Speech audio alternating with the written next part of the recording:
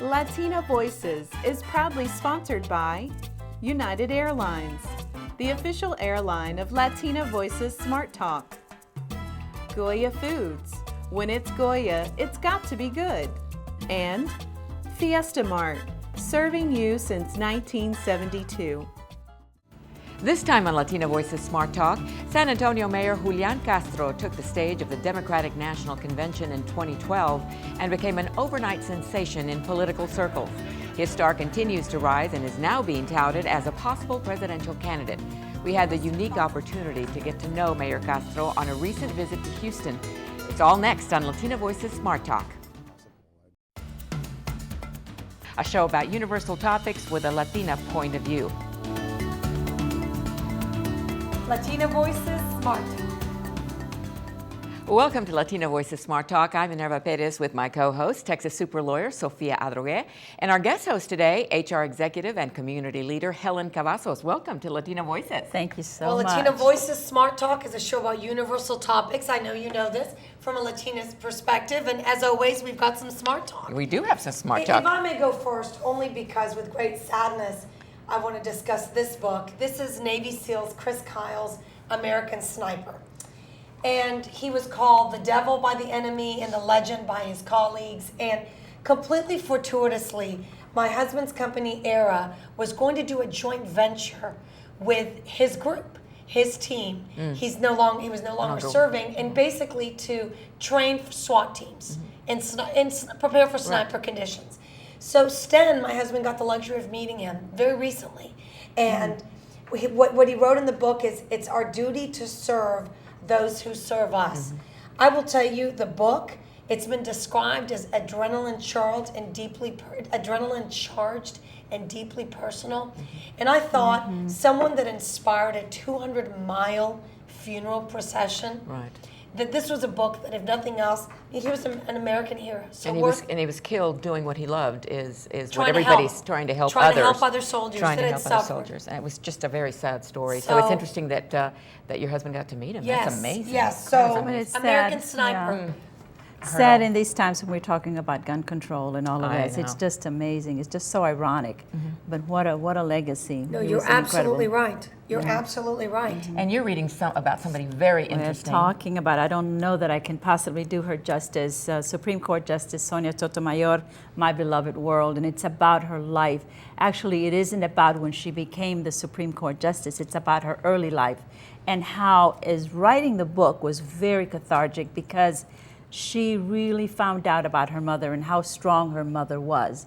And her mother was in some cadet forces, and she just took it for granted. She's my mother, but she had a, kind of a hard upbringing in the Bronx.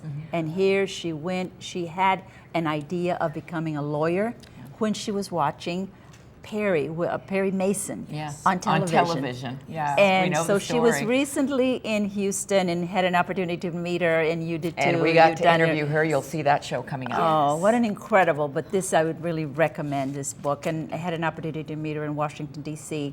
She's such a gracious woman, and she gave us the audience. Incredible. All right, thank you so much. And we're going to learn more about Sonia Sotomayor later in the season. And we're back with more Latina Voices Smart Talk in a moment.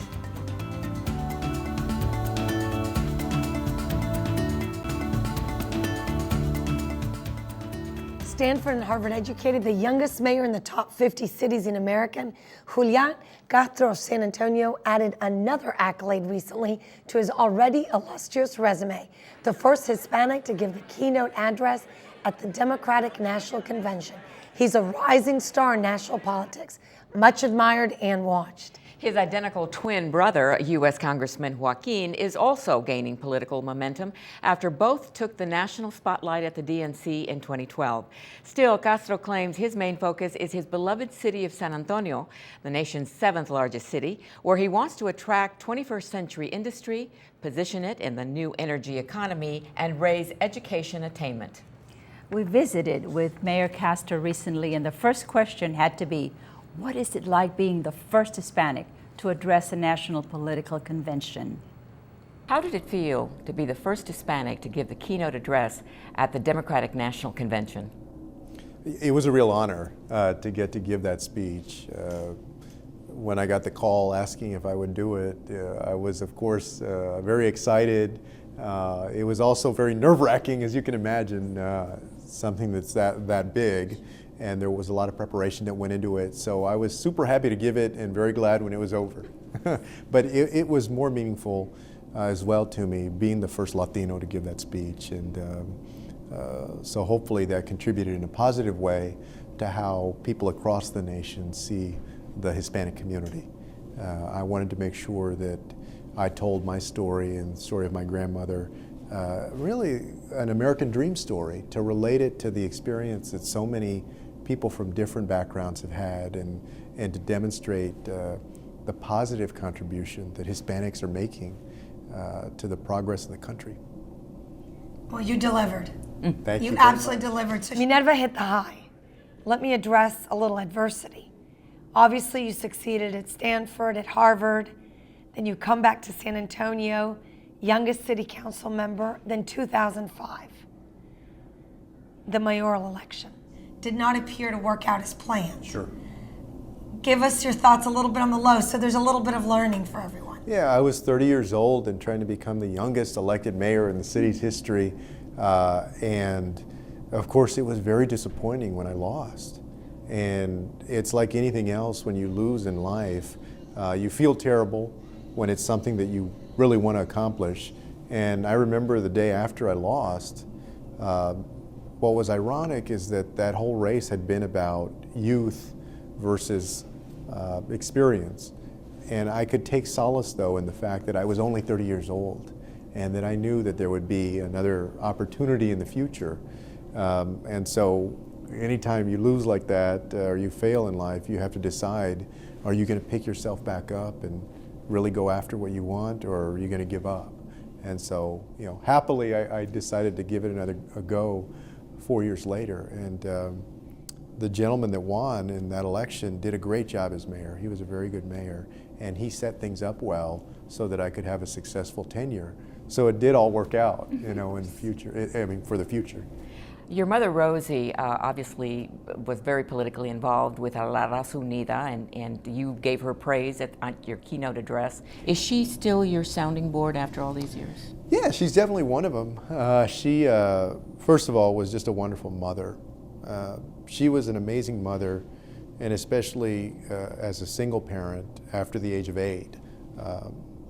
And as someone who was always able to balance the competition that exists between twins for those parents who have had twins or siblings that are very close in age or just very competitive. It's not easy. And she was able to do that. And so today, she's somebody that I trust absolutely and will always tell me when I'm wrong or when I need to go in a different direction and be honest. As y'all know, so many times in life, especially in politics, people tell you what you want to hear. And you have to be brought down to earth. And my mother serves that purpose. And also as the chief babysitter now, since my daughter Karina is her only grandchild. With regard to your mother, Rosie, I always carry a red pencil. So I may make some mistakes, but they need to be bold. Tell us about your mom and the red purse. Yeah, my mother grew up, went to Catholic school literally for 16 straight years, to Little Flower school in San Antonio and then to Our Lady of the Lake.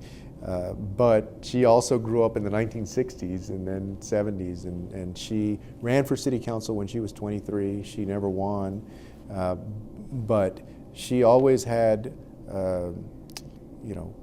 she always had a strong sense to her of what she thought was right. And so she had the red purse to symbolize women's pay equity. And I never knew that growing up. I only learned that later. But that's why she did it.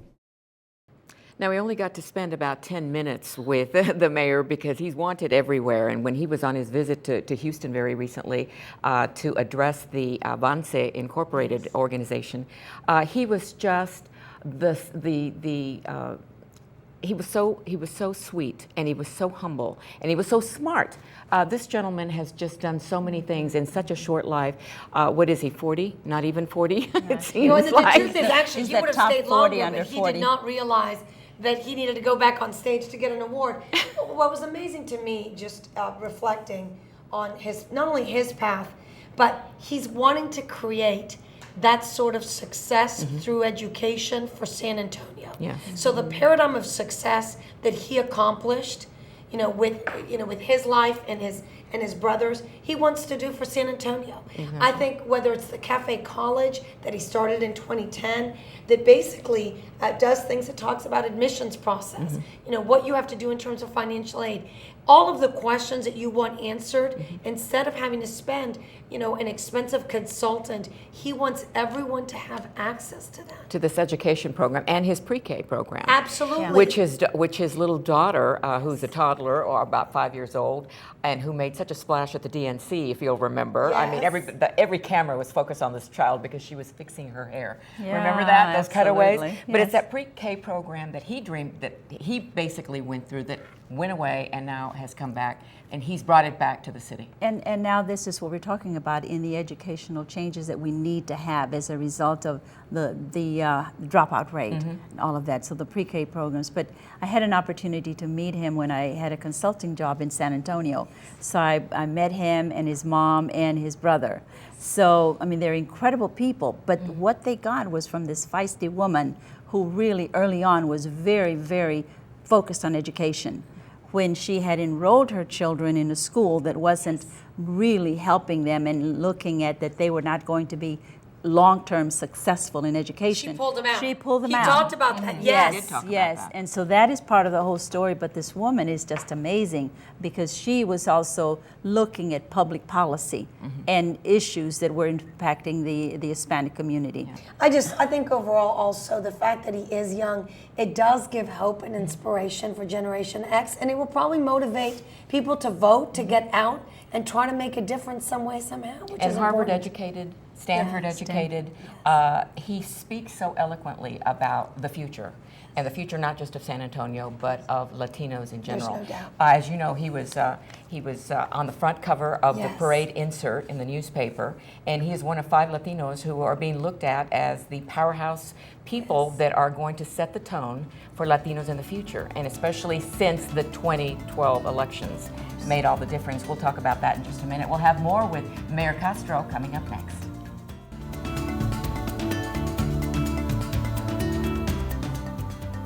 And ladies, we want to continue the discussion with Mayor Julian Castro, who leads the city of San Antonio. He's also considered the rising star of the Democratic Party.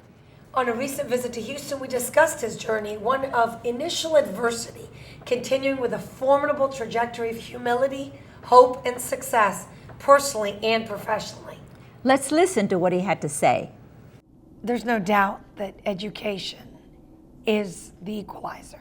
You've experienced it, you've lived it. I very much appreciate your motto for San Antonio about that it's a brain power community, and it's also the liveliest. Reminds me very much of Thomas Friedman's quotation about IQ, but also the importance of passion quotient and curiosity. Tell us a little bit about what you're doing in San Antonio toward that end. Well, what we've tried to do is to invest in education and also to try and get parents involved and mentors involved from around the community so that you have a very active group of citizens who are concerned about raising a generation of young people that are well prepared for the future because they're well educated. And then combining that with a city that is very livable and capitalizes on the diversity of San Antonio.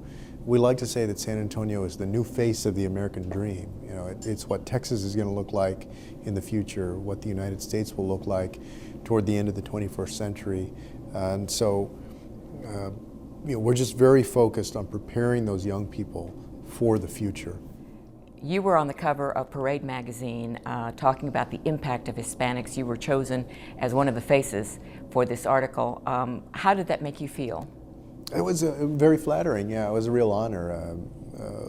I was just glad more than anything else, whether I had participated in it or not, that they're focusing on the contributions of Hispanics.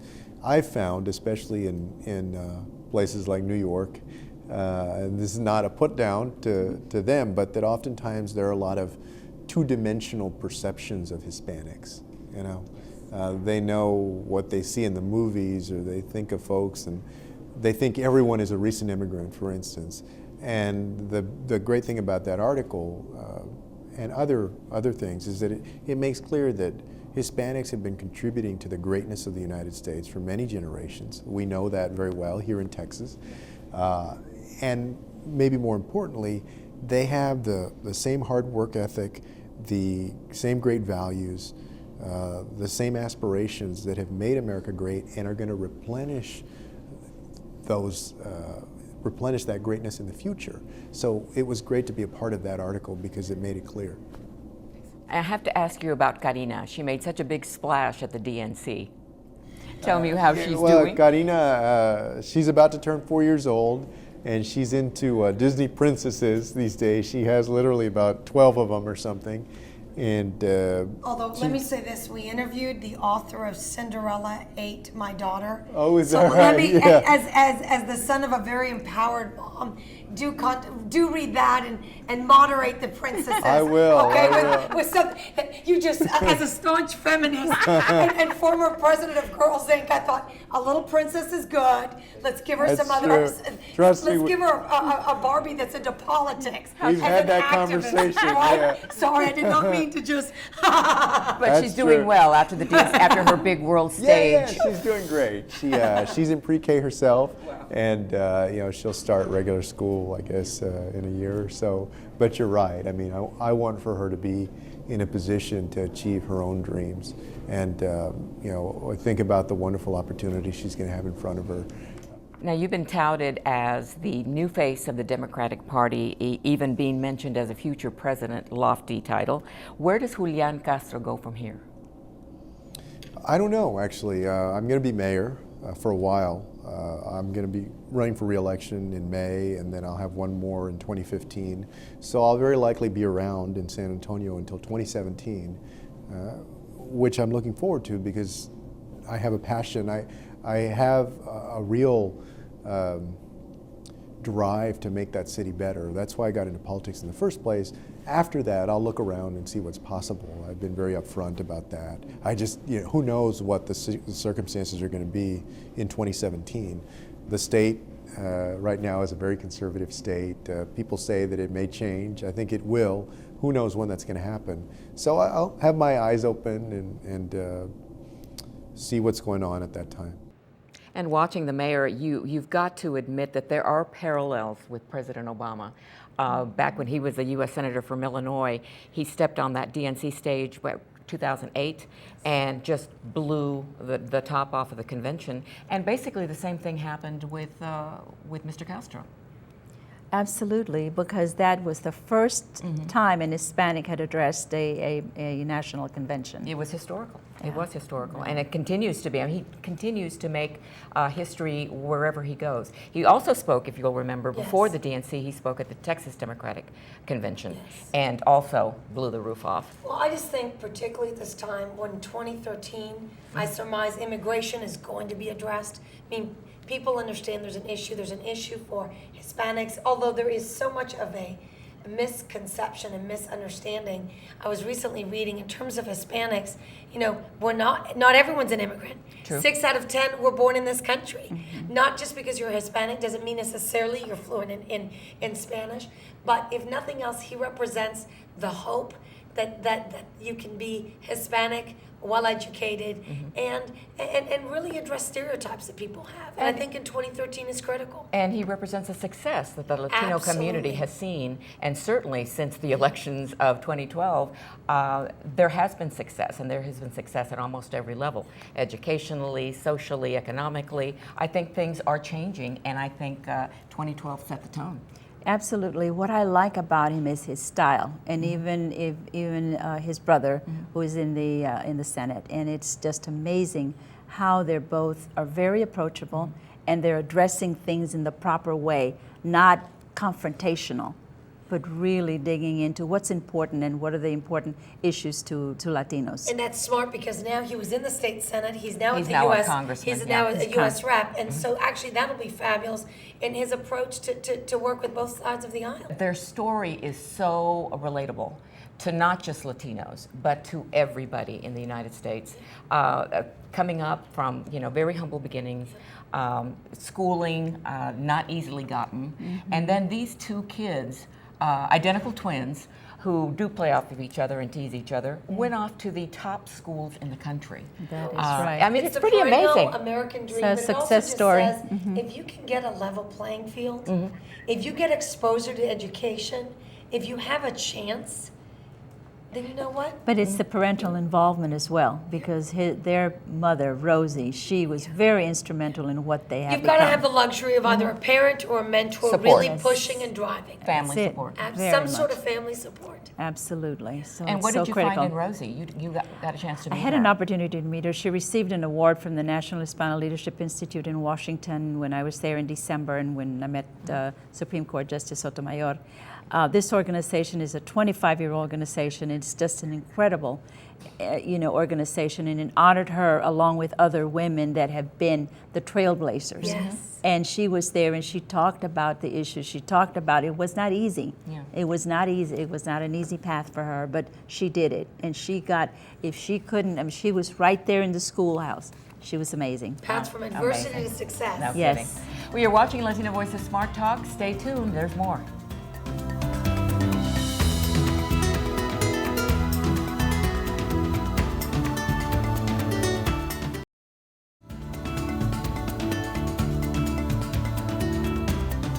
We'd like to thank you for joining us on Latina Voices. We'll be back next time with more interesting topics that matter to all of us. For Latina Voices Smart Talk, I'm Minerva Perez. Don't forget to join us on Facebook.com/Latina Voices and LatinaVoices.com as well. Until next time, stay smart.